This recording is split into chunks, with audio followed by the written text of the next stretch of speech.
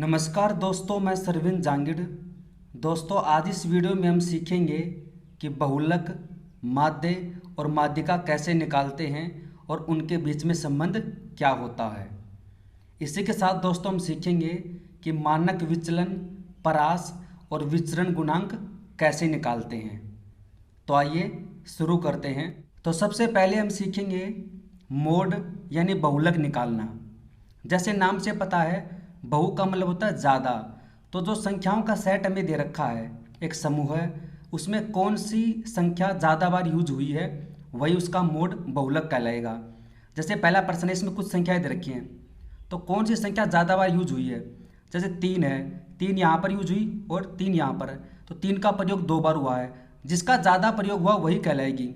5 2 बार प्रयोग हुआ है, 7 का प्रयोग 1 ही बार हुआ है, 4 का प्रयोग 1 बार यहाँ पर हुआ, 1 बार यहाँ पर हुआ और 1 बार यहाँ पर, यानी 4 का प्रयोग कितनी बार हुआ है, 4 का प्रयोग हुआ 3 बार।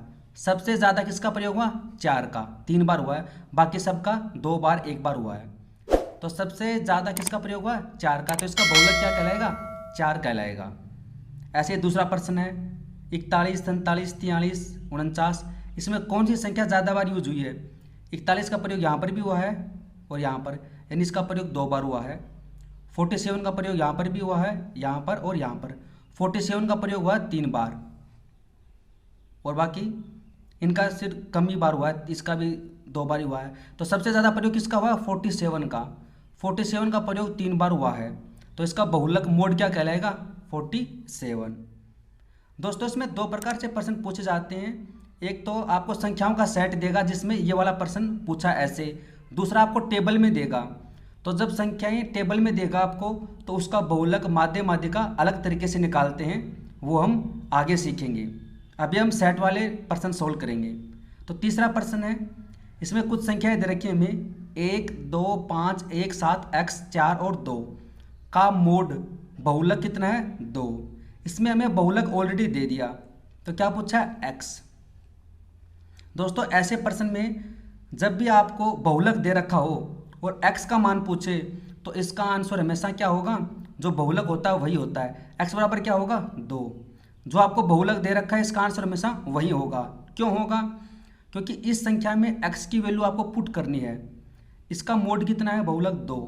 इसका 2 मान क्यों है, इसका 2 मान इसलिए है क्योंकि 2 का प्रयोग क्या हुआ है, ज़्यादा बार हुआ है। देखो, 1 यहाँ पर भी है, 1 यहाँ पर भी है, तो 1 का प्रयोग कितनी बार हुआ, 2 बार हुआ, तो 1 का प्रयोग हुआ 2 बार। 2 का प्रयोग यहाँ पर भी है और 2 का प्रयोग यहाँ पर भी है, तो 2 का प्रयोग भी कितनी बार हुआ, 2 बार। लेकिन बहुलक का मतलब होता है कि जिसका प्रयोग ज़्यादा हुआ। तो यहाँ पर बहुलक कितना है, 2। इसका मतलब 2 का प्रयोग ज़्यादा बार हुआ है, लेकिन यहाँ पर तो 2 का प्रयोग 2 ही बार हुआ है। इसका मतलब x के बराबर अगर मैं 2 रख दूंगा, x के बराबर क्या रखूँ, 2, तो अब 2 का प्रयोग कितनी बार हो गया, 3 बार हो गया, तो इसका बहुलक क्या होगा, 2 हो जाएगा अब। तो दोस्तों, जब भी आपसे x का मान पूछता है, तो जो बहुलक होता है वही इसका आंसर होता है। अब है मीन यानी माध्य, जिसे औसत में कहते हैं, एवरेज। उसको सीखते हैं, किससे संबंधित प्रश्न कैसे सोल्व करते हैं। अगर आपने औसत सीखा है, औसत निकालना आता है, तो सेम वैसा ही है, कोई भी इसमें डिफरेंस नहीं है।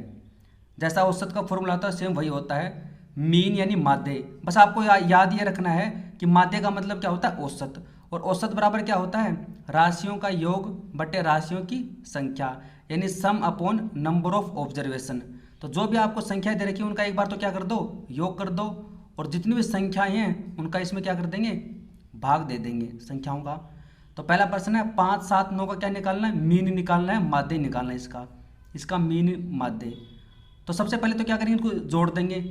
5 और 7 12, 12 और 9 क्या होता है, 21। बटे में टोटल संख्या कितनी है, 1 2 3, तो इसका जो मीन है वो माध्य क्या हो जाएगा, औसत 7। दूसरा प्रश्न 4 7 11 9 तथा x का समांतर माध्य। इसको माध्य, समांतर माध्य, औसत तीनों बोलते हैं। कितना दे रखा है, 9 दे रखा है, तो x बराबर क्या होगा। तो समांतर माध्य बराबर क्या होता है, समांतर माध्य बराबर होता है योग बटे संख्या। तो इसमें ऑलरेडी दे रखा 9, इसका मान ऑलरेडी दे रखा 9, तो समांतर माध्य बराबर इनका योग, इनको जोड़ दो। 7 4 11 11 11 22, 22 में 9 जोड़ोगे तो हो जाएगा 31, और ये x, इसका योग हो जाएगा 31 + x, बटे में टोटल संख्या कितनी है, 5।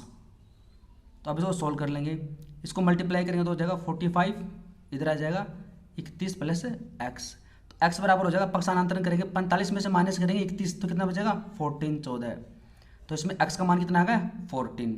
अगला पॉइंट है मीडियन यानी माध्यिका। माध्यिका का मतलब होता है जो भी आपको संख्याओं का समूह दे रखा है उसको आरोही क्रम में लिखने पर जो मध्य का अंक होगा, मध्य की संख्या होगी बीच की, वही आपकी मीडियन माध्यिका कहलाती है। जैसे 5, 3, 7, 9, 6 है, तो सबसे पहले तो इनको आरोही क्रम में लिखेंगे, बढ़ते हुए क्रम में। सबसे छोटी संख्या 3, उसके बाद में 5, उसके बाद में 6, उसके बाद में 7, उसके बाद में 9। तो हमें इसके बीच की संख्या देखनी है, ऐसी संख्या जिसके दोनों साइड में बराबर अंक हो, बराबर संख्या हो। तो जैसे इसको कैसे निकालेंगे, इसको निकालने का फॉर्मूला ये होता है, अगर टोटल संख्या ओड नंबर है, विषम है, अगर टोटल संख्या ओड है, विषम है, तो उसको निकालने का फॉर्मूला होता है n+1/2, ये जो संख्या होगी। जैसे टोटल संख्या कितनी है 1, 2, 3, 4, 5, इसमें टोटल संख्या 5 यानी विषम है, तो 5 में 1 जोड़ दो 6, 6 का आधा 3। तो इसमें जो तीसरी संख्या होगी, पहली, दूसरी, तीसरी, वही क्या होगी, इसकी माध्यिका होगी, मीडियन, यानी ये बीच की संख्या है। इसके इधर कितनी संख्या 2, इसके इधर कितनी संख्या 2। तो दोस्तों इसको बेसिक जो मतलब इसका वो यही है कि जो भी संख्याओं का समूह दे रखा है उसको आरोही क्रम में लिखने पर जो बीच की संख्या होगी वही हमें निकालनी है। फॉर्मूला इसका यह होता है कि विषम संख्या होती है तो n+1/2 भी संख्या जो होती है वही होती है इसकी माध्यिका। जैसे ये वाली संख्या है तो सबसे पहले इसमें चेक करो टोटल संख्या कितनी है 1, 2, 3, 4, 5, 6, 7, 8, 9, यानी विषम है। 9 में 1 जोड़ दोगे 10, 10 में भाग दोगे 2 का तो 5, यानी जो पांचवी संख्या होगी वो क्या होगी, इसकी माध्यिका। तो सबसे पहले इसको क्रम में लिखो, सबसे छोटी संख्या 0, फिर दोबारा क्या है 0, इसमें 0 कितनी बार है 2 बार है, फिर उसके बाद में 1 कितनी बार है 1 भी क्या है 2 बार, उसके बाद में क्या है 2। दोस्तों में पांचवी संख्या निकालनी, कौन सी पांचवी, तो हम पूरी संख्या नहीं लिखेंगे, देखो पहली संख्या, दूसरी संख्या, तीसरी, चौथी, पांचवी, तो पांचवी संख्या हमने निकाली क्या है 2, तो इसकी माध्यिका क्या होगी 2 ही होगी, क्योंकि इसके 4 संख्या तो इधर हो गई, इसके 4 संख्या इधर आ जाएंगी, और 9वीं संख्या कौन है 2 है, स्वयं 2 है, तो इसकी माध्यिका क्या होगी मीडियन 2 होगी। ऐसे हम निकाल सकते हैं। अगर संख्याएं सम हो तब कैसे करेंगे, जैसे तीसरा प्रश्न, इसमें टोटल संख्या कितनी है 6 संख्याएं हैं, तो इसकी मध्य की संख्या कैसे निकालेंगे, जब संख्याएं इवन नंबर हो, सम हो, तब क्या करेंगे n में डिवाइड कर देंगे 2 का, और फिर उसमें अगली संख्या भी जोड़ देंगे। ऐसे समझ में नहीं आया तो ऐसे समझो इसको, टोटल संख्या है 6 का आधा कितना होता है 3, तो तीसरी और चौथी संख्या जोड़ देंगे, उसमें भाग दे देंगे 2 का, वही क्या होगी इसकी माध्यिका होगी, यानी इसके बीच का मान होगा। तो सबसे पहले इसको आरोही क्रम में लिखते हैं। सबसे छोटी संख्या क्या है इसमें 22, उसके बाद में क्या आएगा 23, उसके बाद में क्या आएगा 31, 32, 37 और 41, टोटल 6 संख्या हैं। तो इसमें बीच की संख्या कौन सी है तीसरी और चौथी, इसके इधर भी 2 संख्या, इधर भी 2 संख्या, यानी हमें चाहिए बीच की संख्या चाहिए, इसके मध्य की संख्या चाहिए। तो मध्य की संख्या कौन सी है तीसरी और चौथी। कैसे निकाला, टोटल संख्या 6 में भाग देंगे 2 का तो कितना 3, तो तीसरी और उसमें 1 जोड़ दो चौथी संख्या। अब क्या करेंगे दोनों के योग को 2 से डिवाइड कर देंगे, तो तीसरी और चौथी संख्या कितनी है 31 प्लस 32, उसको डिवाइड कर देंगे 2 से, तो कितना हो जाएगा 63 को डिवाइड करेंगे 2 से कितना हो जाएगा 32.5, तो ये इसकी माध्यिका होगी, इसकी मीडियन हो गई। अब दोस्तों माध्यिका, बहुलक व माध्य के बीच में एक संबंध होता है, इससे संबंधित प्रश्न भी पूछे जाते हैं। तो संबंध क्या होता है कि बहुलक बराबर होता है 3 गुणा माध्यिका माइनस 2 गुणा माध्य, मोड बराबर होता है 3 मीडियन माइनस 2 मीन। ये फॉर्मूला आप लिख लो, इसको याद कर लो, इससे संबंधित डायरेक्ट प्रश्न पूछे जाते हैं। जैसे पहला प्रश्न है कि हमें बहुलक दे रखा है 30, बहुलक दे रखा है 30, माध्य दे रखा है 33, तो पूछी क्या है माध्यिका पूछी है, ऊपर वाले फॉर्मूले में इसको रख दो, हमसे पूछी क्या माध्यिका। तो बहुलक कितना दे रखा है 30 बराबर, बहुलक बराबर होता है 3 गुणा माध्यिका, माध्यिका हमसे पूछी तो इसको मान लो x माइनस 2 गुणा माध्य, माध्य कितना है 33। अब जो सोल्व करेंगे ये हो जाएगा 66, इधर जाएगा किसका हो जाएगा प्लस का, तो 30 + 66 हो जाएगा 96। तो x बराबर हो जाएगा 96 को डिवाइड करेंगे 3 से तो कितना हो जाएगा 32। तो यानी इसमें माध्यिका कितनी है 32। अगला प्रश्न सेम वैसा ही है, उसी फॉर्मूले पे है कि माध्य तथा माध्यिका दे रखे हैं 5 और 6। माध्य और माध्यिका कितनी है 5 और 6। तो हमसे पूछा मोड यानी बहुलक। अभी हमने पढ़ा है कि बहुलक बराबर होता है 3 गुणा माध्यिका। माध्यिका कितनी है 6 माइनस 2 गुणा माध्य। माध्य कितना है 5, यहाँ पर दे रखा है। तो इसको सोल्व करेंगे तो 6 गुणा 3 हो जाएगा 18 माइनस 5 गुणा 2 10, तो इसका मान हो जाएगा 8। यानी जो मोड है वो बहुलक है, वो कितना है 8 होगा इसका। अगला पॉइंट है दोस्तों रेंज यानी परास या परिसर निकालना। तो रेंज निकालने का फॉर्मूला ये होता है, जो भी आपको संख्याओं का समूह दे रखा है उसमें जो सबसे बड़ी संख्या मैक्सिमम नंबर, उसमें से माइनस कर देंगे सबसे छोटी संख्या, यही आपकी परास परिसर होगी। जैसे ये पहला प्रश्न है तो इसमें सबसे बड़ी संख्या कौन सी है 23। सबसे छोटी संख्या कौन सी इसमें 10। 10 से भी कोई छोटी संख्या क्या नहीं है, और 23 से बड़ी संख्या कोई नहीं है। तो क्या करेंगे सबसे बड़ी संख्या में से माइनस कर देंगे सबसे छोटी संख्या, वही क्या होगा हमारी रेंज परास परिसर होगी। तो इसका आंसर होगा 13। दूसरा प्रश्न है, इसमें सबसे बड़ी संख्या क्या है 11 माइनस सबसे छोटी संख्या क्या है इसमें संख्याएं माइनस में भी दे रखे हैं। तो सबसे छोटी संख्या माइनस का 5, क्योंकि जो संख्या माइनस में जितनी बड़ी होगी वो उतनी छोटी होती है। तो सबसे छोटी संख्या माइनस का 5, तो क्या करेंगे 11, ये माइनस माइनस हो जाएंगे प्लस, तो यहाँ पर 5।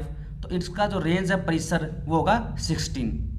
अगला पॉइंट है कोफिशिएंट ऑफ वेरिएशन यानी विचरण गुणांक। तो दोस्तों इसका फॉर्मूला होता है विचरण गुणांक बराबर होता है मानक विचलन बटे में माध्य, यानी स्टैंडर्ड डेविएशन अपॉन मीन। उसको गुणा करते हैं 100% से। तो हमें प्रश्न दे रखा है कि माध्य बराबर है 20 और मानक विचलन बराबर है 9, तो विचरण गुणांक क्या होगा। तो विचरण गुणांक का फॉर्मूला दोस्तों क्या है, मानक विचलन कितना है 9 बटे में माध्य विचलन 20, और उसको मल्टीप्लाई करेंगे 100 से। तो इसका मान, इसको 20 से काटेंगे तो आ जाएगा 5, तो इसका मान हो जाएगा 45। ये होगा विचरण गुणांक। अगला प्रश्न दोस्तों सेम वैसा ही है, एक वितरण का माध्य 15 दे रखा है तथा मानक विचलन 10 है, तो उसका विचरण गुणांक ज्ञात करें। अभी हमने पढ़ा कि विचरण गुणांक बराबर क्या होता है मानक विचलन। मानक विचलन कितना 10 बटे में माध्य, और गुणा करना है 100% से। विचरण गुणांक दोस्तों हमेशा प्रतिशत में होता है। इसको 5 से काटेंगे तो 2/3। और परसेंटेज टॉपिक में हमने पढ़ा था कि 2/3 का मतलब होता है 66.666%।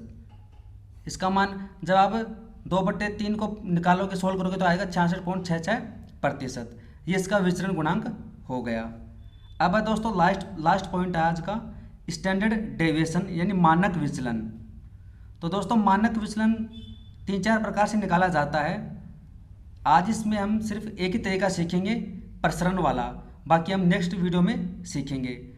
तो मानक विचलन बराबर होता है अंडर रूट प्रसरण यानी वेरिएंस।